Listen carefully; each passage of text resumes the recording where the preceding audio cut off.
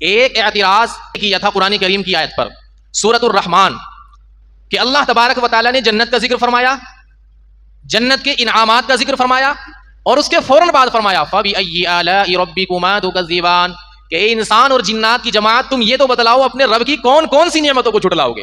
اللہ نے جہنم کا تذکرہ کیا سورۃ الرحمن میں، جہنم کا تذکرہ کیا، جہنم کی ہولناکیوں کا تذکرہ کیا، اور جہنم کے اندر جو عذاب دیا جائے گا اس کا تذکرہ فرمایا، اور پھر اس کے بعد اللہ نے یہی ارشاد فرمایا فَبِأَيِّ آلَاءِ رَبِّكُمَا تُكَذِّبَانِ اے انسان اور جنات کی جماعت تم یہ تو بتاؤ اپنے رب کی کون کون سی نعمتوں کو جھٹلاؤ گے۔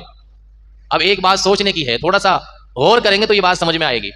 کیا بات ہے؟ بات یہ ہے کہ چلو جنت کے انعامات، جنت کی اشیاء، جنت کی چیزیں، ان تمام کا نعمت ہونا سمجھ میں آتا ہے، اور اللہ تبارک و تعالیٰ کو یہ حق حاصل ہے کہ وہ ان تمام چیزوں کو ذکر کرنے کے بعد انسان سے پوچھے، انسان سے سوال کرے کہ بتاؤ یہ جنت ہے، یہ جنت کی نعمتیں ہیں، جنت کے انعامات ہیں، یہ تمام چیزیں انسان تیرے لیے اللہ پاک نے پیدا فرمائی ہے، اب یہ بتا انسان تو اپنے رب کی کون کون سی نعمتوں کو جھٹلائے گا۔ یہ سمجھ میں آتی ہے، بات سمجھ میں آنے والی بات ہے۔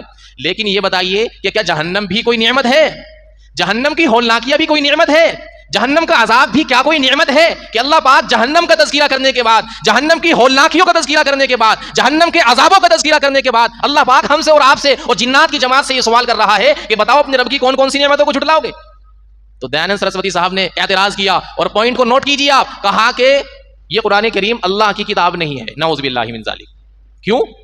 وجہ، سبب، ریزن کیا ہے؟ کہنے لگا دیکھو یہ تو ایک بے تکی سی بات ہو گئی کہ اللہ پاک نے جہنم کا، جہنم کے عذابوں کا تذکرہ کیا، اور اس کے بعد کہا کہ اپنے رب کی کون کون سی نعمتوں کو جھٹلاؤ گے۔ تو بھائی یہ تو بتاؤ جہنم کیا کوئی نعمت ہے؟ وہ تو اذیت ناک جگہ ہے، تکلیف ناک جگہ ہے۔ تو اللہ پاک کی یہ کتاب نہیں، ایسا لگتا ہے تو ایسے ہی بے تکی سی بات ہے۔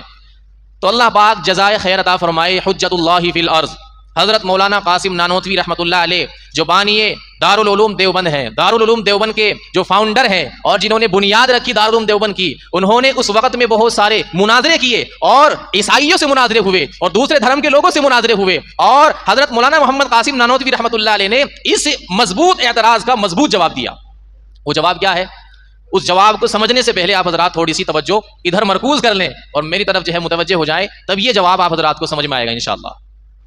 دیکھیے والدین ہوتے ہیں، پیرنٹس ہوتے ہیں، ماں باپ ہوتے ہیں، یا مثال کے طور پر ڈاکٹر ہے، ڈاکٹر کے پاس کوئی مریض جاتا ہے، ڈاکٹر اس مریض کی کنڈیشن، حالت دیکھ کر کے، اس کی کیفیت دیکھ کر کے اس کو یہ بتاتا ہے کہ بھائی اگر تم نے فلاں چیز کھائی، فلاں چیز استعمال کی، تم نے پرہیز نہیں کیا تو تم مر جاؤ گے، تمہیں نقصان ہو جائے گا۔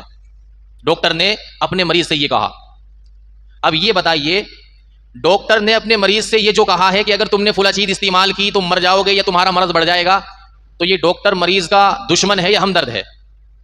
یہ ایک سوال آپ حضرات سے ہے۔ وہ ہمدردی میں بتا رہا ہے، خیر خواہی میں بتا رہا ہے، یا وہ مریض کا دشمن ہے؟ بتائیے آپ حضرات، جواب آنا چاہیے بھائی۔ ہمدرد ہونے کی وجہ سے بتا رہا ہے نا۔ حضرت مولانا محمد قاسم نانوتوی رحمۃ اللہ علیہ فرماتے ہیں کہ دیکھو اللہ پاک کا ہمارے اوپر کتنا بڑا احسان ہے کہ اللہ تعالیٰ نے جنت بھی پیدا فرمائی، جہنم بھی پیدا فرمائی، جنت میں لے جانے والے اعمال بھی بتائے، اور جہنم میں جو اعمال، جو افعال، جو اسباب لے جانے والے ہیں اللہ پاک نے وہ بھی انسانوں کو بتا دیے۔ تو یہ اللہ پاک کا احسان ہے، اللہ پاک کی نعمت ہے کہ نہیں ہے؟ یہ بتائیے آپ۔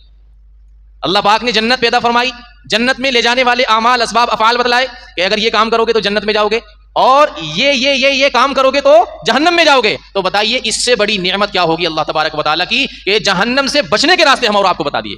تو یہ انعام ہے کہ نہیں ہے؟ یہ نعمت ہے کہ نہیں ہے؟